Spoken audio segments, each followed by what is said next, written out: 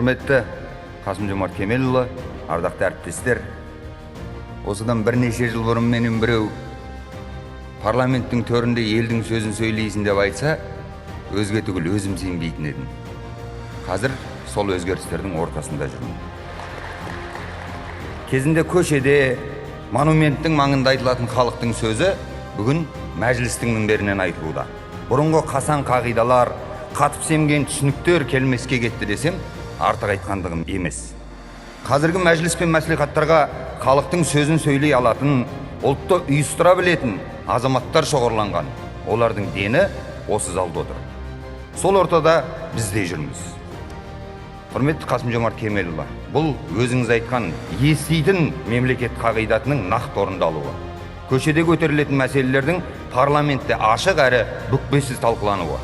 Халықтың өз ішінен қайнап пісіп шыққан депутаттар әр өңірдегі түйінді мәселелерді биік саяси мінберден ортаға салып келеді.